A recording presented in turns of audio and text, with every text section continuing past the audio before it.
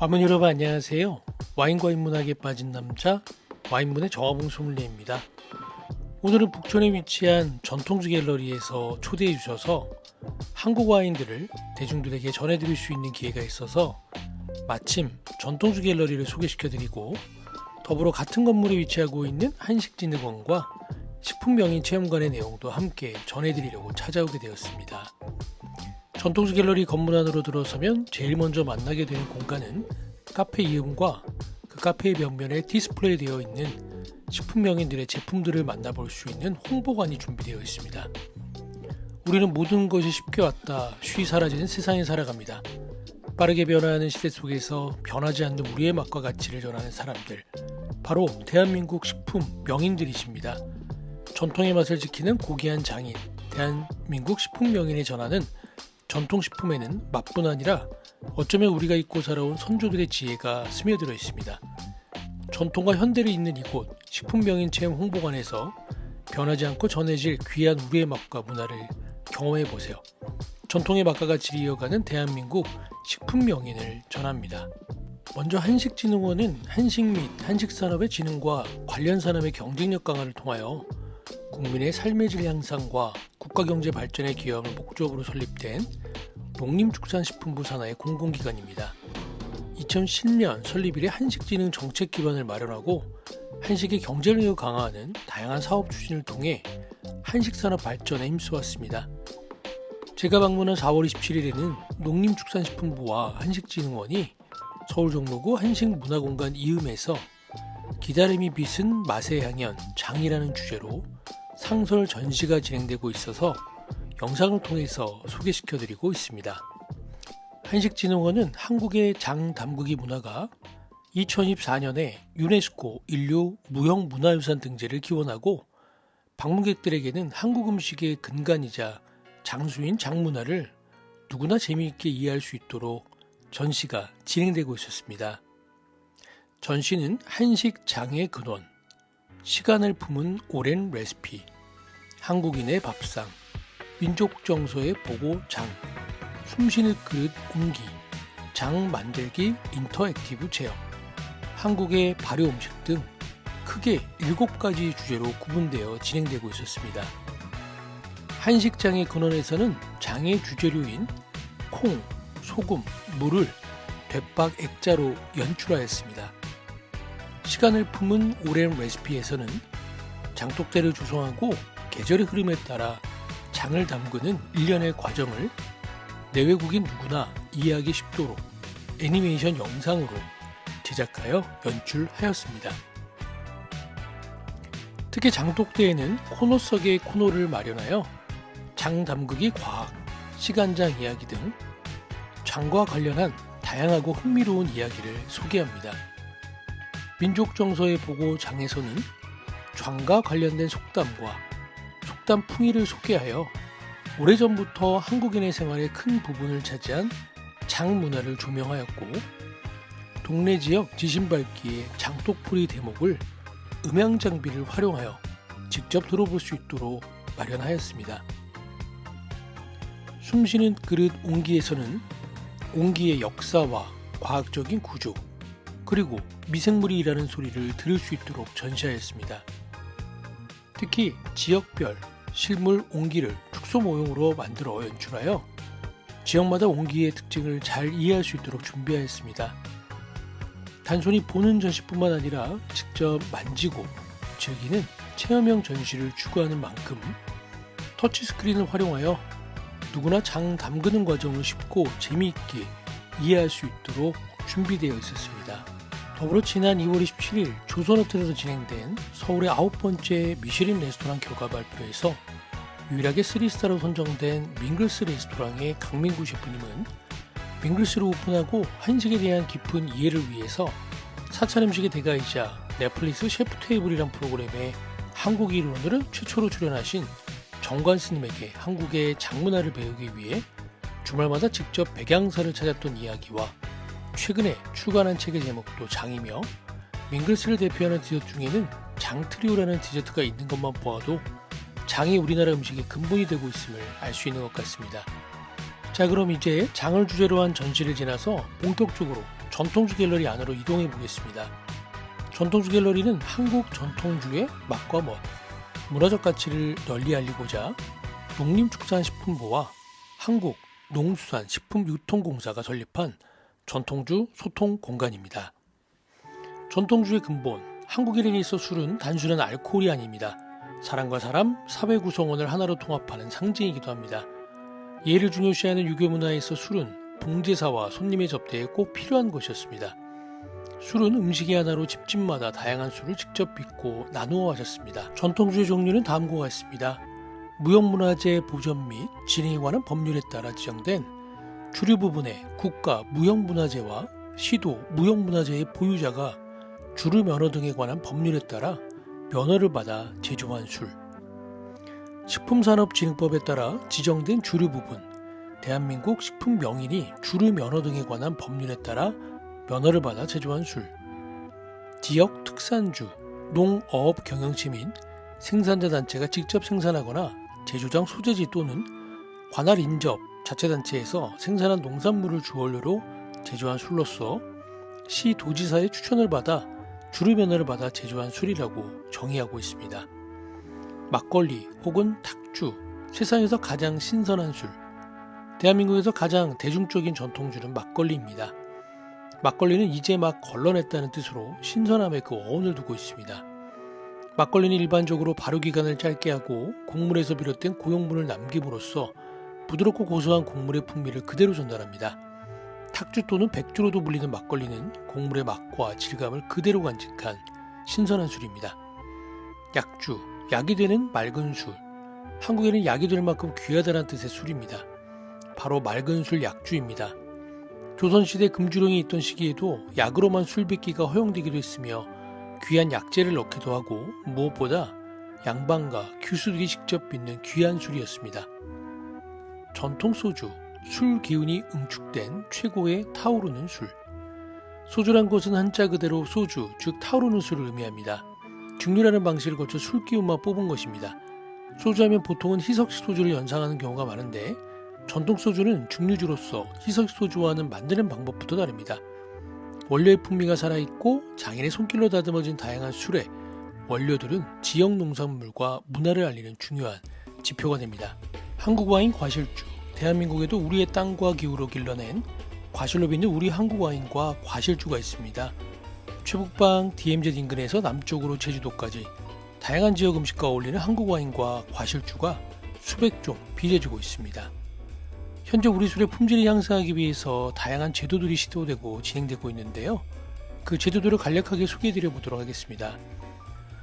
첫 번째로 대한민국 우리술 품평회는 농림축산식품부와 한국농산식품유통공사에서 2010년부터 우리술의 품질 향상과 경쟁력 강화를 위해 매년 우수 제품을 선정하여 시상하는 국가공인 주류 품평회입니다. 또 한 가지 우리술을 이해하기 위한 제도 중의 하나인 술 품질 인증 제도는 정부가 술의 품질 향상과 고품질 술의 생산 장려 및 소비자 보호를 위해 2009년부터 도입한 주류 품질 인증제입니다. 다음으로 대한민국 식품명의제도는 우수한 식품의 계승 발전을 위해 식품제조, 가공, 조리 등의 분야에서 명의를 지정하여 육성하기 위한 취지로 마련되었습니다. 식품명의는 국가에서 지정한 관련 분야 최고의 기능장으로서의 명예와 지위를 부여받기에 국내 식품산업 종사자들에게 최고의 권위를 인정받고 있습니다. 1994년부터 시작된 식품명의제도는 현재 81명의 명인이 선정되어 있으며 그중 전통주 분야에서 26명의 명인이 전통주의 맥을 잇고 있습니다. 마지막으로 찾아가는 양조장 사업은 지역의 우수 양조장을 대상자로 선정하여 품질 환경 개선과 체험 프로그램 개발 및 홍보 마케팅 등 맞춤형 컨설팅을 지원하는 사업으로 농림축산식품부와 한국농수산식품유통공사가 주관하는 전통주 유통 소비 활성화 정책 중 하나입니다.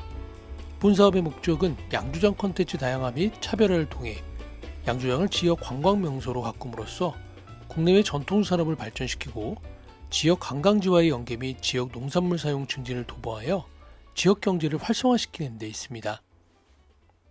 전통주 갤러리 안에서 이렇게 강의하는 건 처음이라 너무 좋습니다. 저는 이제 우리나라도 이제 매년 소문회 대회가 진행되고 있고 2008년도 데뷔 우승자니까 벌써 3회 때 우승을 했고 작년 대회가 저희가 20회 국가대표 20개 경기대회가 있었으니까 꽤 오래전에 우승을 했고 저는 매년 지금 현재 우리나라 국가대표 선발하는 사회를 제가 직접 봐서 사회를 본 지도 한 10년 된 것 같습니다. 매년 국가대표. 참고로 20회 국가대표 우승자는 지금 에스프라 알레기는 미슐린 투스타에 일하는 허수연 소믈리에가 20회 우승자, 19회 우승자는 고동현 소믈리에가 엄태주 셰프가 근무하고 있는 월스타 솔밤에 있는 소믈리에입니다. 지금 소믈리에들도 굉장히 많이 약진을 하고 있습니다. 오늘 그 관장님이 소개시켜준 대로 여러분들에게 오늘 제가 올 때 날씨가 오늘 굉장히 좋지 않습니까? 그래서 여러분들의 좀 편견도 깨고 우리나라 와인들도 이러이러한 와인들이 있다. 그래서 오늘은 좀 봄에 어울리는 스파클링 와인과 청수를 이용한 화이트 와인, 그 다음에 두 개의 문제 와인까지 해서 오늘 4종의 와인들을 제가 준비한 콘텐츠와 함께 편안하게 시음하시면서 질문 있으시면 얼마든지 나중에 강의를 마무리하고 질문도 Q&A를 같이 하도록 하겠습니다. 탭을 제거해야 되니까 자연스럽게 하고 당연히 위에 캡들을 제거하고 제가 만약에 지금 현재 강연장이지만 레스토랑이라면 소믈리에들은 손님 앞에서 오픈할 때 나오는 이런 이물질들은 절대 테이블에 내려놓지 않습니다. 제가 지금 소믈리에 복장이라면 소믈리에 자켓 안에 듣겠죠. 그다음 왼손으로 위험할 수 있기 때문에 왼손으로 이렇게 철사 핀을 할 때 이렇게 잡고 있죠. 그리고 오른손으로 아래를 잡고 천천히 손을 틀어줍니다. 저도 뭐 샴페인이나 이런 것들은 많이 오픈해봤지만 한국의 스파클링 와인을 많이 오픈하지 않았지만 똑같겠죠. 여기서 되게 주의사항은 여러분 무슨 포뮬러1 경기처럼 막 흔들어가지고 오픈하는 거 절대 레스토랑 혹은 소믈리에 대회에 나가서 그렇게 소리나게 오픈하는 순간 감점입니다. 제가 지금 얘기하면서 지금 힘을 조절하고 있거든요. 거의 소리가 안 나게. 그러면 거의 오픈했을 때 지금 싹 가스를 내야 돼요. 이렇게 오픈하는 거예요. 오픈한 다음에는 포르크랑 똑같습니다. 혹시 포르크의 컨디션이 포로 냄새를 맡았는데 내가 정확하게 모르겠으나 기분이 안 좋거나 곰팡이 냄새가 난다면 저희가 뭘 예측할 수 있는 거냐면 이 와인이 보관되는 컨디션이 뭔가 좋지 않다. 다시 전문가가 아니어도 이거는 스파클링 와인이나 한국 와인이나 모든 와인의 공통적입니다.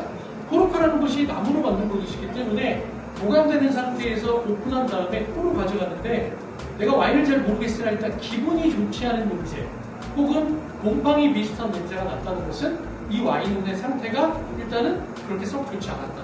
이런 것이죠. 여기는 제가 직접 써주셨는데 네네. 자, 그러면 이종기 대표님이 직접 만드셨던 저도 이종기 대표님을 거의 15년 전부터 뵙고 있기 때문에 와인을 이야기할 때 가장 중요한 요소가 여러 가지가 있겠지만 딱 한 가지만 와인의 맛을 결정하는 딱 한 가지만 알려달라고 그러면 영어로 어떻게 하냐면 버라이어티 우리나라 말로 하면 포도의 품종입니다. 여러분 곧 여름철에 포도를 많이 드실 텐데 여러분이 드시는 포도는 뭡니까? 식용포도 품종 즉 먹기 위해서 재배한 품종이에요. 대표적인 게 캠벨 우리가 지금 와인으로 만들고 있는 식용품이에요. 여러분이 많이 드셔보시는 수입 와인 대표적인 레드 와인, 카베르 소비뇽, 화이트 와인은 샤르도네 혹은 소비뇽 블랑 이게 다 품종의 이름이거든요. 그런데 감사하게도 국립농업과학원에서 우리나라 품종에 맞는 화이트 와인을 만든 그게 바로 청수라는 품종이죠. 그래서 이 청수라는 품종으로 이제 와인들을 만들기 시작해서 대표적인 게 지금 대구도에 있는 그란고토라는 김지원 대표님이 물론 이제 아드님이 김한식 아드님도 같이 와인을 만들고 계세요.